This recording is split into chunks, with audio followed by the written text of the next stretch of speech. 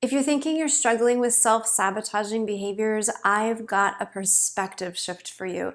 In fact, I have shared this with countless female entrepreneurs, and it was the aha moment that made all the difference for them. So if you want to start taking the right actions on the right things, watch this one on repeat. Welcome back, boss lady, or if you are new here, hello. My name is Tara Wagner. I am a belief breakthrough coach with almost a decade of experience, and I want to chat with you in this video about self-sabotage.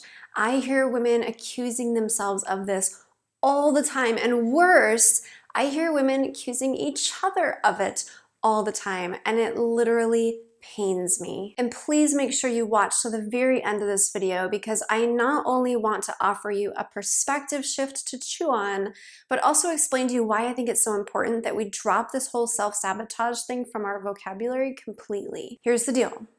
There is no such thing as self-sabotage. You're not self-sabotaging when you pass up on a big opportunity or you blow a big deal.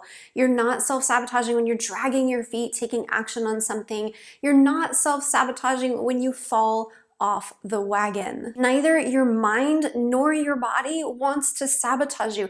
It actually makes no sense at all, because it goes against the very programming in your cells. You are not self-sabotaging, you're self-protecting. Think about this. Your mind and body are designed to function in what it deems as your best interest. That's programmed into our DNA. It is always trying to do the best for you based on the information or the bias that it has. It either wants to do what it thinks will make you feel best, what it thinks will keep you the safest, or what it thinks will help you to meet your needs. You're self-protecting when you turn down that big opportunity. You're self-protecting when you sleep through that alarm clock and miss a deadline. You are self-protecting when you eat foods that make you feel like crap later, because your mind and body are designed to either protect you from what it finds scary or from anything it thinks might threaten your ability to meet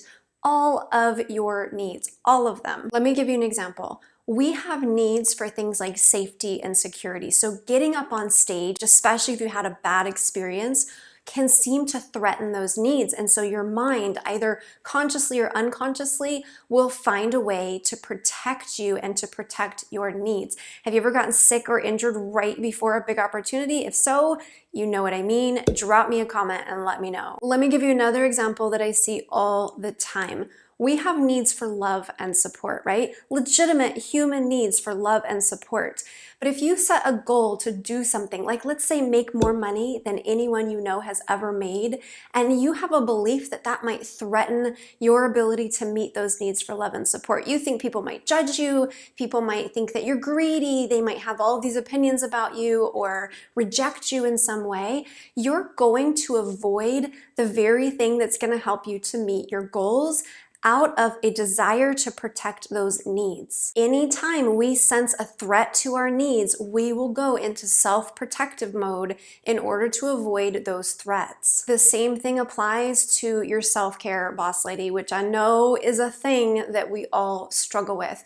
But here's the thing, we also have needs for ease and for comfort. So self-care goals can be something that are really hard to stick to if our mind can't find a way to still meet those other needs. If it thinks it's going to sacrifice on some needs, it's going to give up on the whole shebang. Let me say this again. If your mind can see how what you're doing is going to meet one need, but it's grappling with how it might meet others, it's just going to stick to what it knows. And this can apply to anything, because we all have needs for order and security. So any damn changes that you're trying to make in your life, in your relationships, in your business can get pushed to the back burner, because the devil we know is always going to be preferred over the unintentional consequences that we fear. But none of this is self-sabotaging, because every behavior, every action, every reaction is an attempt to either meet or protect your own needs. And calling it self-sabotage doesn't help because it doesn't help you to identify,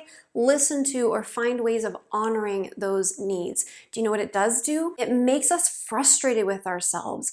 It makes us start thinking, what the hell is wrong with me that I would actually sabotage something that's good for me? It demotivates us and it creates a lack of trust in ourselves and who we are and what we're capable of. It feeds a narrative that is neither true nor helpful because we're not sabotaging ourselves. We're protecting ourselves from some unintentional consequence or some sacrifice that we think needs to go along with our choice. And beating that self-sabotage drum is not going to help you meet those needs, and so it's not going to help you solve the problem.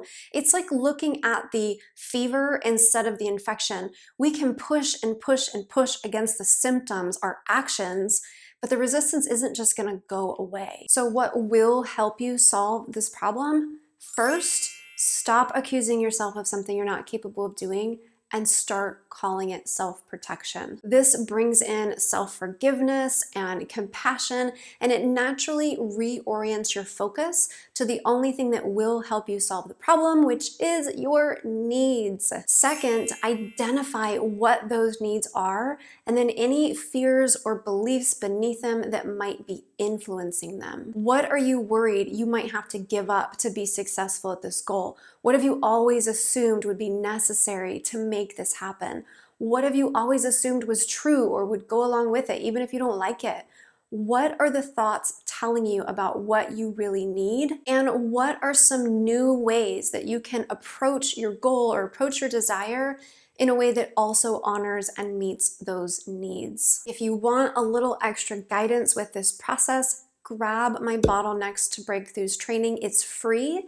It will walk you through a visual of what I'm describing right now with your actions, your emotions, your needs, your beliefs, and how those influence one another. And it'll offer you up some exercises to help you start the process of uncovering or undoing this self-sabotaging / self-protecting thing. Again, it's free, it's quick, and it might just blow your mind, but in a good way. As you're waiting to access that training, drop me a comment and let me know your perspective on self-sabotaging and whether or not you found this perspective helpful. Then give this video a thumbs up. If you're a female entrepreneur, be sure to subscribe for more videos like this one. Share it with your boss lady friends to support them in this topic as well. Be sure to check out these next videos over here.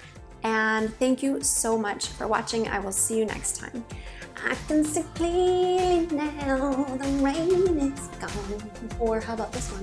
The sun will come out tomorrow when I'm not filming anymore tomorrow.